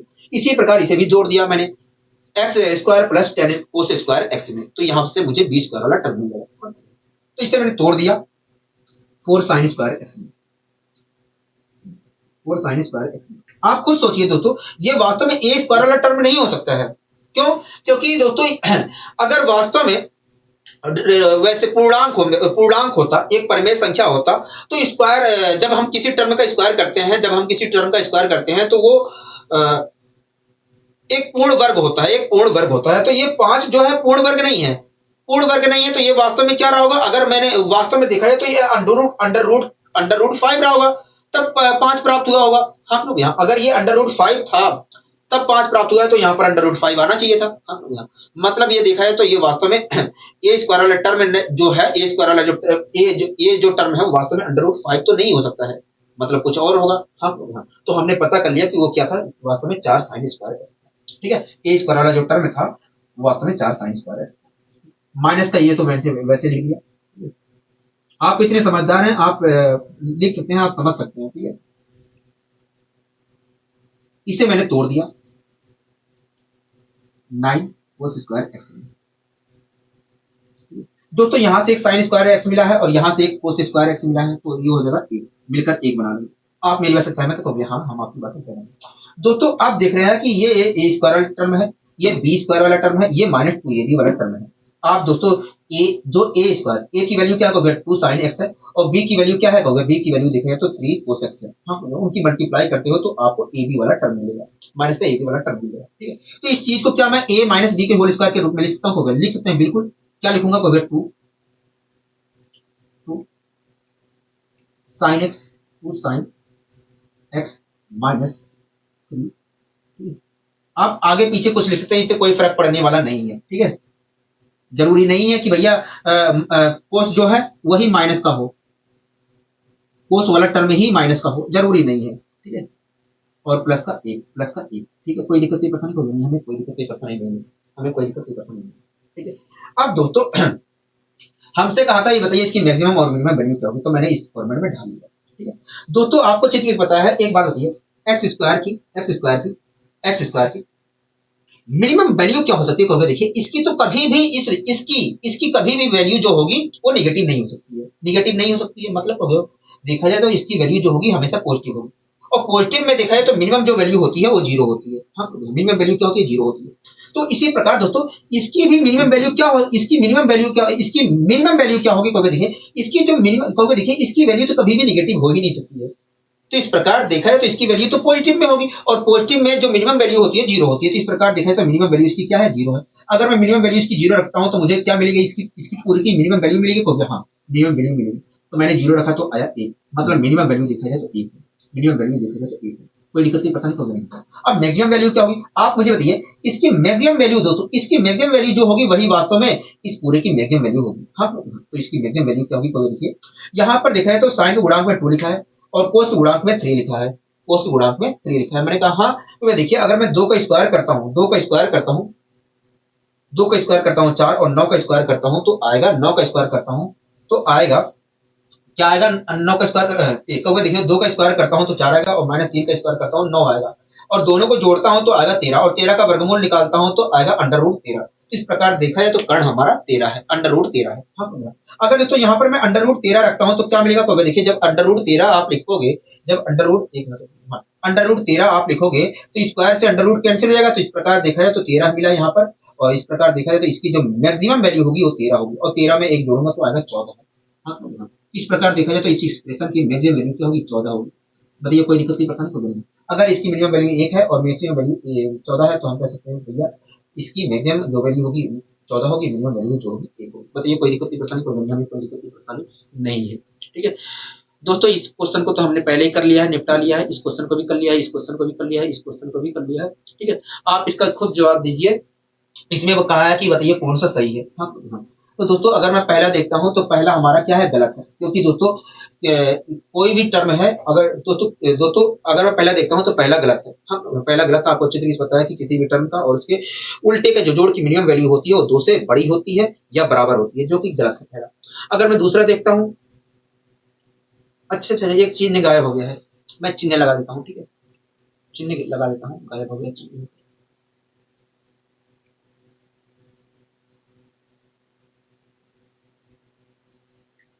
ठीक है। और दूसरा अगर मैं देखता हूं तो दूसरा भी क्या है, गलत ही होगा, दूसरा भी गलत होगा। बराबर तो 2 के हो सकता है लेकिन बड़ा भी तो होता है, क्योंकि हाँ। और तीसरा अगर मैं देखता हूं तो तीसरा हमारा क्या है, ऑप्शन सही है। तो आप ये बता सकते थे, ठीक है, इसमें कोई करवाने वाली बात नहीं थी। अगला बताइए क्या, अच्छा कह रहा है sine x plus under root 3 cos x का मान महत्तम है जब, कह रहा है कि इसकी वैल्यू महत्तम होगी, कब होगी महत्तम। हाँ, हाँ। तो इस टाइप का भी क्वेश्चन बनता है, कर लेते हैं। कह रहा है साइन एक्स, कह रहा है साइन एक्स, कह रहा है sine x plus under root 3x, under root 3x, under root 3x, कह रहा है sine x plus under root 3x की मैक्सिमम वैल्यू का महत्तम मान कब होगा, कब महत्तम मान कब होगा। हाँ, आप मुझे बताइए इसकी मैक्सिमम वैल्यू क्या होगी, क्योंकि देखिए इसके गुणांक में 1 लिखा है, इसके गुणांक में 3 लिखा है, और इसका अगर मैं मैक्सिमम वैल्यू निकालता हूं तो आएगा 4, मतलब इसकी मैक्सिमम वैल्यू क्या होगी, क्योंकि देखिए इसके गुणांक में 1 लिखा है, इसके गुणांक में अंडर रूट 3 लिखा है, और अगर देखा जाए तो मैक्सिमम जो वैल्यू आएगी वो 2 आएगी। हाँ, मैक्सिमम वैल्यू क्या आएगी, 2 आएगी। तो हम पता कर ले रहे हैं कि ये जो इसकी मैक्सिमम वैल्यू जो है ये 2 कब आएगी, इस बात को हम पता कर लेते हैं, इस बात को हम पता कर लेते हैं कि भैया इसकी मैक्सिमम वैल्यू 2 कब आएगी। हम यहाँ इस बात को पता कर लेते हैं। दोस्तों इसके गुणांक में क्या लिखा है, 1 लिखा है, ठीक है, इसके गुणांक में क्या, इसके गुणा में क्या लिखा है, 1 लिखा है।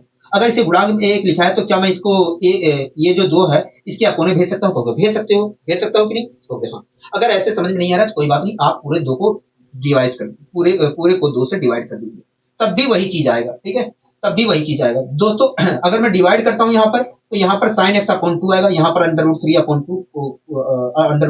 2 कोस एक्स आएगा, यहाँ पर हो जाएगा 1, या इसके गुणांक में आप मान लीजिए 1 है, इसके गुणांक में मान लीजिए 1 है और 2 को मैंने इसके अपोनेंट भेज दिया तो इधर बचेगा 1। हाँ, इधर क्या होगा 1/2, 1/2 sin x, और यहाँ पर √3 बटे 2 cos x बराबर 1 प्राप्त हुआ। हाँ, ठीक है, कोई दिक्कत की परेशानी नहीं, हमें कोई दिक्कत की परेशानी नहीं है, हमें यहाँ पर कोई दिक्कत की परेशानी नहीं है दोस्तों। 1/2 को मैं साइन, अगर साइन के टर्म में लिखना चाहूँ तो 1/2 को क्या लिखता हूँ, अगर देखिए अगर आप लिखना चाह रहे हो साइन में तो साइन से 30 लिख सकते हो, साइन 30 लिख सकते हो, ठीक है, साइन 30 लिख लिया। और ये तो साइन एक्स ही है, हो गया, हाँ साइन एक्स है। इसे क्या लिख सकता हूँ, इसे आप लिख सकते हो, इसे आप लिख सकते हो कोस में, अगर मैं कोस में लिखना चाहता हूँ तो क्या लिख सकता हूँ, कोस में आप लिखना चाह रहे हो तो कोस 30 लिख सकते हो, कोस 30 लिख सकते हो इनटू कोस एक्स। आप मेरी बात से सहमत हो गए, हम बराबर के क्या है, ठीक है, बराबर के 1 लिखा है, ठीक है। यहाँ तक सारी चीजें क्लियर है, हो गया, हाँ यहाँ तक सारी चीजें क्लियर है, यहाँ तक सारी चीजें क्लियर है दोस्तों। ये आपको फॉर्मूला दिख रहा है, ये फॉर्मूला किसका बन रहा है, ये वास्तव में कोस 30 माइनस एक्स का बन रहा है, वो 30 degree minus cos 30 minus x का फॉर्मूला बन रहा है। तो क्या मैं इस चीज को कोस 30 माइनस एक्स लिख सकता हूँ, हाँ। अब दोस्तों एक बात बताइए, कोस में 1 किसकी वैल्यू होती है, कहोगे कोस 0 की वैल्यू होती है, तो मैं इसे कोस 0 लिख लूँ, कहोगे हाँ कोस 0 लिख सकते हैं। अब दोस्तों अगर मैं तुलना करता हूँ तो x बराबर क्या है, 30 है, x बराबर 30 है, हाँ, x बराबर 30 है, हाँ। तो हम कह सकते हैं कि भैया sin x प्लस √3 कोस, अगर x बराबर 30 आ रहा है तो हम कह सकते हैं ये sin x प्लस √3 कोस x कि मैक्सिमम वैल्यू का महत्तम मान तभी हो सकता है जब x की वैल्यू 30 होगी, हाँ, तो यहाँ कोई दिक्कत की परेशानी कोई नहीं है, कोई दिक्कत की परेशानी नहीं है। अगला क्वेश्चन देखिए क्या कहना चाह रहा है, अगला क्वेश्चन कह रहा है कि sin x plus cos x की का महत्तम मान कब होगा, जब x की वैल्यू, कह रहा है कि महत्तम मान किस कोण पर होगा, हाँ यही पूछ रहा है। हाँ, आप मुझे बताइए दोस्तों sin x और cos x की मैक्सिमम वैल्यू क्या होगी, sin x और cos x की maximum value, sin x plus cos x की मैक्सिमम वैल्यू क्या होगी, sin x और cos x की मैक्सिमम वैल्यू जो होगी √2 होगी, हाँ, कह रहा है कि sin x और cos x की मैक्सिमम वैल्यू कब होगा, तो हम पता कर लेते हैं कि sin x और cos x की मैक्सिमम वैल्यू √2 कब प्राप्त होगा, ये बात पता कर लेते हैं, ठीक है। एक बात बताइए, अगर मैं इस √2 को इसके अपोनेंट भेज देता हूं तो आपको कोई दिक्कत है, कोई नहीं, तो हमें क्या प्राप्त होगा, देखिए जब आप भेजोगे ना तो इस sin x अपॉन √2 आएगा, और 1 अपॉन √2 को हम sin 45 लिख सकते हैं, sin 45 लिख सकते हैं, sin 45 लिख सकते हैं। इसमें ये सब निकालने की जरूरत नहीं है, आप यहीं पर देख के बता सकते हो कि वास्तव में थीटा की वैल्यू क्या होगी, ठीक है दोस्तों। साइन दोस्तों आप मुझे बताइए किस कोण पर साइन, और दोस्तों आप खुद सोचिए किस कोण पर साइन और कोस को जोड़ने पर, ऐसा कौन सा कोण है जिस पर साइन और कोस को जोड़ने पर √2 प्राप्त होता है, तो ऐसा कोण हमारा 45 है, क्योंकि दोस्तों खुद सोचिए 45 पे इसकी वैल्यू क्या होती है, 1/√2 होती है, इसकी 45 पे क्या होती है, 1/√2 होती है, 1/√2 होती है, हाँ, और दोनों को जोड़ करते हैं तो आएगा √2, 1/√2 को और 1/√2 को जोड़ेंगे तो आएगा √2। इस प्रकार देखा है तो मैक्सिमम वैल्यू किस पर होती है, तो मैक्सिमम वैल्यू √2 होगा तभी जब x की वैल्यू 45 होगी। कोई बात नहीं, अगर वैसे नहीं करना चाह रहे हो तो ऐसे निकाल दो, ठीक है दोस्तों। इसके अपोन में जो √2 आ रहा है उसे मैं लिखता हूँ sin 45, और यहाँ पर लिखा है sin x, कोई दिक्कत नहीं, परेशानी कोई नहीं। इसके अपोन में भी √2 आएगा, हो गया, हाँ, इसे लिख सकता हूँ, हो गया cos 45 लिख सकते हो, ठीक है, और cos x तो है ही पहले से, हो गया cos x पहले से, इधर क्या मिलेगा, हो गया 1 मिलेगा, तो 1 मिलेगा दोस्तों। इसे मैं लिखता हूँ cos 45 माइनस एक्स डिग्री लिख सकता हूँ, लिख सकते हो। आप x माइनस 45 भी लिख सकते हो, लेकिन अगर माइनस में उत्तर आता है तब भी आपको घबराना नहीं है, क्योंकि कोण जो होता है माइनस में नहीं होता, ठीक है। अब दोस्तों कोस के टर्म में बताइए ये किसकी वैल्यू होती है, कोस के टर्म में देखा है तो ये cos 0 की वैल्यू होती है, क्या cos 0 की वैल्यू होती है, तो मैं cos 0 लिख सकता हूँ, बिल्कुल लिख सकते हो cos 0, तो मैंने यहाँ पर लिख दिया। अब दोस्तों मैं तुलना करता हूँ तो आएगा 45, हाँ, इस प्रकार देखा जाए तो मैक्सिमम वैल्यू किस पर प्राप्त होगी, x बराबर 45 पे प्राप्त होगी, हाँ, इसकी मैक्सिमम वैल्यू कब होगी, जब x बराबर 45 होगा, बताइए कोई दिक्कत की परेशानी होगी, नहीं कोई दिक्कत की परेशानी नहीं है। ऐसे ये कह रहा है कि cos 3 theta plus sin 3 theta के मैक्सिमम वैल्यू कब होगी, जब थीटा की वैल्यू कह रहा है कि मैक्सिमम वैल्यू कब किस कोण पर होगी। तो यहाँ पर देखा जाए तो कोण जो होगा वो 15 डिग्री होगा। दोस्तों किस कोण पर, आपको सोचिए किस कोण पर, ठीक है ठीक है ठीक है, हम देख लेते हैं, ठीक है 15 डिग्री होगा वैसे, ठीक है। कह रहा है कोस 3 थीटा, कह रहा है कोस 3 theta plus sign 3 theta, plus sign 3 theta, कह रहा है कोस 3 थीटा प्लस साइन 3 थीटा की मैक्सिमम वैल्यू किस कोण पर होगी, ये तो पूछ रहा है। हाँ, आप मुझे बताइए इसकी मैक्सिमम वैल्यू क्या होगी। कोई भी इसकी मैक्सिमम वैल्यू देखें तो अंडर रूट 2 होगी। हम पता कर लेते हैं कि इसकी मैक्सिमम वैल्यू अंडर रूट 2 कब होगी। हम पता कर लेते हैं इसकी मैक्सिमम वैल्यू अंडर रूट 2 कब होगी। हाँ, दोस्तों आप एक बात अच्छी तरीके से जानते हैं कि जब दोनों को कोण सेम होता है, दोस्तों आप मुझे किस कोण पर ऐसा कौन सा कोण है जिस पर साइन और कोस को जोड़ने पर अंडर रूट 2 प्राप्त होगा। भैया ऐसा कोण तो हमारा 45 डिग्री है। हाँ, ऐसा कोण हमारा 45 डिग्री है, मतलब 3 थीटा बराबर देखें तो 45 डिग्री की है। 3 थीटा बराबर इसके 45 डिग्री की है। ये कोई दिक्कत, कोई परेशानी कोई नहीं। यहाँ से मैं अगर थीटा की वैल्यू निकालता हूँ तो आएगा 15 डिग्री। क्या निकल कर आएगा? 15 डिग्री आएगा। मतलब देखा जाए तो कोस 3 थीटा प्लस साइन 3 थीटा की मैक्सिमम वैल्यू वास्तव में थीटा बराबर 15 डिग्री पर होगा। हाँ, तो इस प्रकार हम कर सकते हैं। अगर आपको डिटेल से जाना है तो आप डिटेल से भी जा सकते हैं, कोई दिक्कत कोई परेशानी वाली बात नहीं है, कोई दिक्कत कोई परेशानी वाली बात नहीं है, ठीक है। अब थोड़ा आइए हम शुरुआत के क्वेश्चनों को भी सोल्व कर लेते हैं। मैंने शुरुआत के क्वेश्चन को, इस क्वेश्चन को आप देखिए क्या कहना चाह रहा है। देखिए इस क्वेश्चन में कह रहा है कि निम्नलिखित में से कौन सा कथन सही होगा। कौन सा कथन सही होगा? कह रहा है निम्नलिखित में से कौन सा कथन सही होगा। हाँ, ठीक है, कौन सा कथन सही होगा। कह रहा है कि साइन थीटा बराबर, पहला दिया है हमें साइन थीटा बराबर 3/4 दिया है। साइन थीटा बराबर 3/4 दिया है। हाँ, साइन थीटा बराबर 3/4 दिया है। हाँ, दोस्तों आपको अच्छी तरीके से पता है कि जो साइन थीटा की वैल्यू होती है, वैल्यू जो होती है वो एक से बड़ी नहीं होती है, एक से बड़ी नहीं होती है। दोस्तों साइन थीटा की जो मैक्सिमम वैल्यू होती है एक होती है। हाँ, हाँ, उस मतलब उससे बड़ी तो होगी ही नहीं, क्योंकि हाँ साइन थीटा की वैल्यू उससे बड़ी नहीं होगी। तो यहाँ पर अगर मैं चेक करता हूँ तो साइन थीटा की वैल्यू जो है एक से छोटी है, मतलब ठीक है हमारा। हाँ, सही है कहोगे, हाँ ये चीज सही है, ठीक है। अगला दिया है हमें ऑप्शन में कोस की value, cos theta, cos theta बराबर 1/, अगला ऑप्शन में दिया है कोस थीटा बराबर 1/3। दोस्तों आपको अच्छी तरह से पता है कि कोस थीटा की वैल्यू भी जो होती है एक से बड़ी नहीं होती है। हाँ, तो यहाँ पर देखा है तो कोस थीटा की जो वैल्यू दिया है 1/3 दिया है, मतलब ये भी हमारा ऑप्शन सही है। हाँ, दोस्तों सेक थीटा की वैल्यू दिया है 1/4।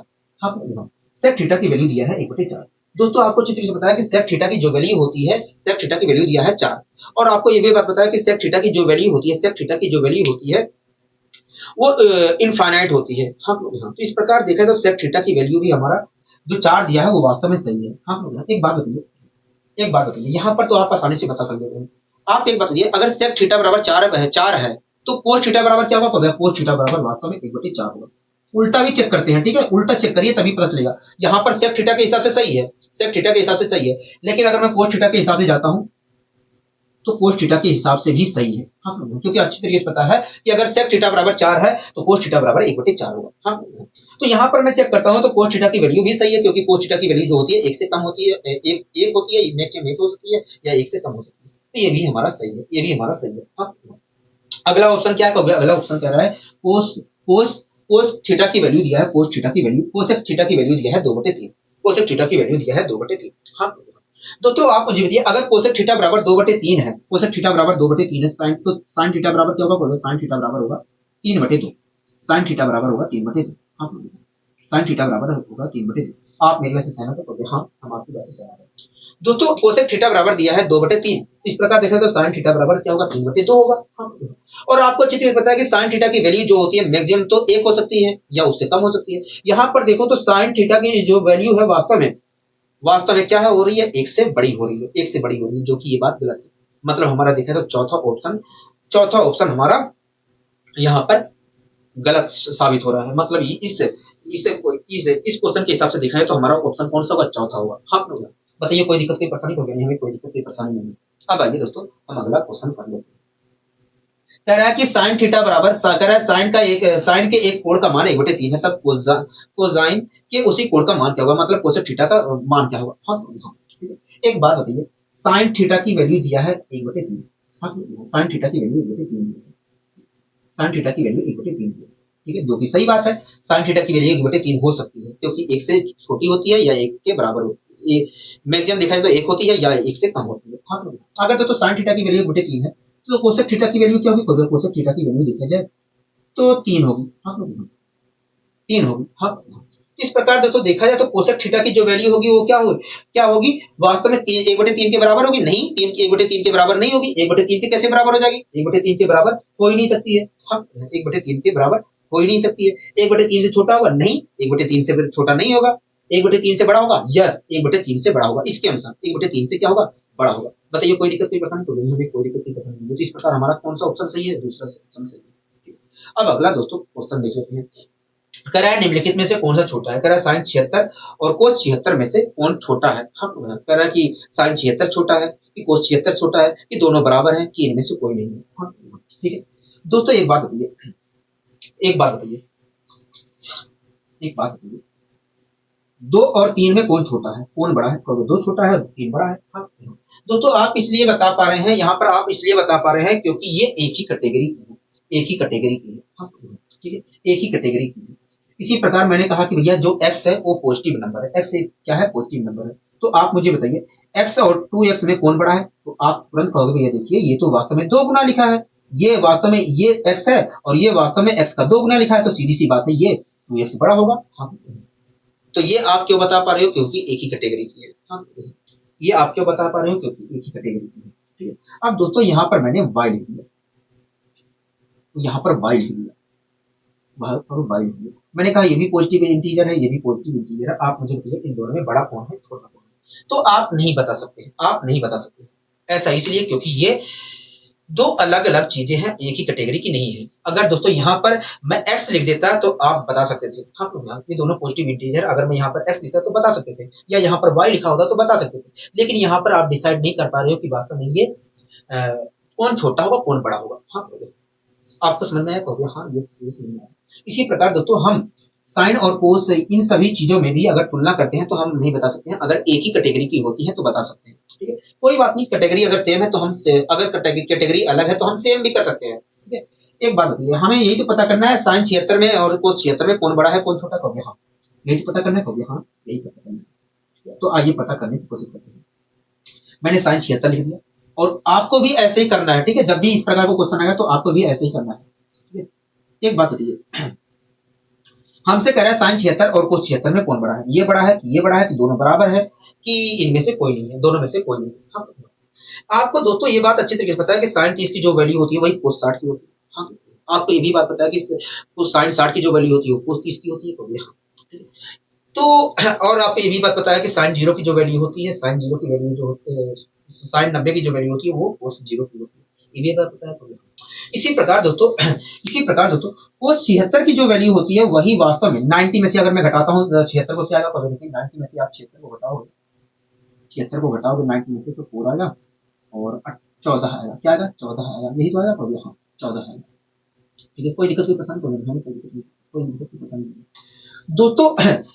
जिस प्रकार दोस्तों साइन 30 की वैल्यू जो होती है वो कोस 60 के बराबर होती है और जिस प्रकार दोस्तों साइन 30 की वैल्यू कोस 60 के बराबर होती है और जिस प्रकार साइन 60 की वैल्यू कोस 30 के बराबर होती है उसी प्रकार दोस्तों कोस 76 की जो वैल्यू होती है कोस 76 की जो वैल्यू होती है वो साइन 14 डिग्री के बराबर होती है। साइन 14 डिग्री के बराबर होती है।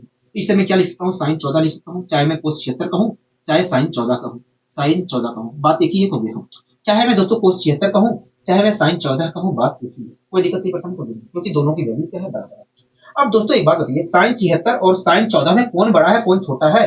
अब आप बता सकते हैं कि भैया साइन 76 और साइन 14 में कौन बड़ा है कौन छोटा है क्योंकि एक ही कैटेगरी की है। हाँ एक ही कैटेगरी है। क्योंकि देखिए साइन के टेबल में जब हम धीरे धीरे आगे बढ़ते हैं क्योंकि देखिए साइन के टेबल में जब हम कोण धीरे धीरे आगे बढ़ता है तो उसकी वैल्यू बढ़ती जाती है। तो यहाँ पर देखा जाए तो कोण छोटा है यहाँ पर देखा जाए तो कोण बड़ा है। इस प्रकार देखा जाए तो साइन 76 जो होगा साइन 76 जो होगा वास्तव में बड़ा होगा। साइन 76 बड़ा होगा। साइन 76 बड़ा होगा। साइन 76 बड़ा होगा। साइन 14 डिग्री से देखा जाए तो साइन 76 क्या होगा? बड़ा होगा। अगर साइन 14 से साइन 76 डिग्री बड़ा है तो हम कह सकते हैं ये कोस 76 से देखा जाए कोस 76 की तुलना में देखा जाए तो साइन 76 क्या है? बड़ा होगा। बताइए कोई दिक्कत कोई प्रश्न नहीं। तो इस प्रकार के क्वेश्चन अगर आपके सामने आते हैं इस प्रकार के क्वेश्चन आपके सामने आते हैं तो आपको इसी प्रकार डील करना है। ठीक है कोई भारी चीज नहीं है। कोई भारी चीज यहाँ पर नहीं है। ठीक है तो आप यहाँ पर देख के बता सकते हैं कि साइन कह रहा है कि साइन 1 डिग्री छोटा होगा, ये आप देख के बता सकते हैं, ठीक है। साइन तीसरा हमारा ऑप्शन सही होगा, दूसरा ऑप्शन हमारा सही होगा। चौथा ऑप्शन मुझे समझ में नहीं आया, ऑप्शन में गलती दिया था, वही छप गया है, ठीक है। तो हमारा अगर मैं चौथा ऑप्शन को इग्नोर कर दूं तो वास्तव में हमारा यहाँ पर दूसरा ऑप्शन सही होगा, क्योंकि एक ही कैटेगरी की है और एक ही कैटेगरी में हम बता सकते हैं कि भैया कौन छोटा हुआ कौन बड़ा हुआ, ठीक है। दूसरा ऑप्शन सही होगा। हो गया, ठीक है। ये चैप्टर आपको पूरी तरीके से मैंने समाप्त कर दिया है, आपको घबराने की कोई बात नहीं है, ठीक है। आपको घबराने की बात कोई नहीं है, ठीक है। एक और करा दो इसी पे, कहोगे हाँ करवा दीजिए, ठीक है। चलो मैं करवा देता हूँ। आप मुझे बताइए, आप मुझे बताइए, साइन साइन 54 में, साइन 54 में और कोस कोस 34 में, कोस 34 में बड़ा कौन है कौन छोटा है? साइन 54 और बताइए साइन 54 डिग्री में और कोस 34 में बड़ा कौन है कौन छोटा है? क्योंकि देखिए यहाँ पर देखा जाए तो एक ही कैटेगरी की नहीं है, इसलिए हम डिसाइड नहीं कर पा रहे हैं कौन छोटा है। ऐसा नहीं है कि हम बता नहीं पाएंगे, बता ले जाएंगे, लेकिन कंफ्यूज हो रहे हैं, ठीक है। तो मैंने कहा कोई बात नहीं, आप एक कैटेगरी में एक ही कैटेगरी की बना लीजिए। क्योंकि देखिए अगर मैं आप इसे भी चेंज कर सकते हो, जरूरी नहीं है। चलो मैं इसे चेंज कर लेता हूँ। क्योंकि देखिए अगर मैं 90 में से 54 घटाता हूँ तो 6 और 8 में से 36 36 आ रहा है। हाँ क्या आ रहा है? 36 आ रहा है। क्योंकि देखिए जिस प्रकार कोस 30 की वैल्यू साइन 60 के बराबर होती है, कोस 60 की वैल्यू साइन 30 के बराबर होती है, उसी प्रकार साइन 54 की, क्योंकि देखिए जिस प्रकार साइन 30 की वैल्यू साइन 30 की वैल्यू कोस 60 के बराबर होती है, साइन 60 की वैल्यू कोस 30 के बराबर होती है, उसी प्रकार साइन 54 की जो वैल्यू होगी, साइन 54 डिग्री की वैल्यू जो होगी वो वास्तव में कोस 36 के बराबर होगी। हाँ हो गया। तो चाहे मैं साइन 54 डिग्री का हूं, चाहे मैं साइन कोस कोस कोस 36 डिग्री का हूं, बात एक ही होगी। हाँ अगर साइन 54 डिग्री की वैल्यू जो है कोस 36 डिग्री के बराबर है तो मैं चाहे साइन 54 डिग्री का हूं, चाहे मैं कोस 36 डिग्री का हूं, बात तो एक ही होगी। हाँ बात तो एक ही है, बात एक ही है। कोई दिक्कत कोई परेशानी होगी नहीं, हमें कोई दिक्कत कोई परेशानी नहीं। अब दोस्तों एक ही कैटेगरी की है तो मैं बता सकता हूं कि भैया इन दोनों में बड़ा कौन है, इन दोनों में बड़ा कौन है। हाँ भैया दोस्तों आप मुझे बताइए कोस 36 और कोस 34 में बड़ा कौन होता है? क्योंकि देखिए कोस के टेबल में जब हम आगे बढ़ते हैं, कोड धीरे धीरे आगे बढ़ता है तो वैल्यू जो होती है वो छोटी होती चली जाती है। हाँ, हाँ।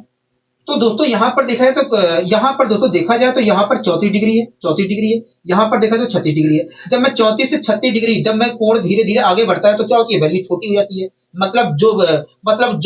जिस कोण की वैल्यू जो है, मतलब जब ठीक है दोस्तों, क्या होता है जब हम कोण धीरे धीरे आगे बढ़ता है, कोण धीरे धीरे बड़ी होती है, कोण हमारा जो है थीटा की वैल्यू जब धीरे धीरे बढ़ती है कोस के टेबल में तो वैल्यू क्या होती है? छोटी हो जाती है। हाँ हाँ छोटी हो जाती है। इस प्रकार देखा है तो यहाँ पर कोस 34 डिग्री जो होगा बड़ा होगा कोस 36 डिग्री से। अगर तो कोस 34 डिग्री कोस 36 डिग्री से बड़ा है तो मैं कह सकता हूँ कि भैया कोस 34 डिग्री की वैल्यू जो होगी वास्तव में कोस 54 डिग्री से बड़ी होगी, कोस 54 डिग्री से बड़ी होगी। बताइए कोई दिक्कत कोई परेशानी होगी नहीं? हमें कोई दिक्कत कोई परेशानी नहीं, आपने अच्छी तरीके समझाने का प्रयास किया, ठीक है। तो इस प्रकार हम डिसाइड कर सकते हैं आसानी से, ठीक है। तो दोस्तों ये चैप्टर आपका पूरी तरीके से समाप्त हो चुका है, ठीक है। और आशा करता हूँ ये चैप्टर आपको बहुत पसंद आएगा, क्योंकि दोस्तों मैंने यहाँ पर सारे कॉन्सेप्ट आपके सामने रखने की कोशिश की है, वो आपको फॉर्मूले पे नहीं लिखे गए हैं, ठीक है। तो दोस्तों आज के लिए बस इतना ही, मिलते हैं अगले वीडियो में नए ऊर्जा और नए उत्साह के साथ और नए चैप्टर के साथ। नमस्कार।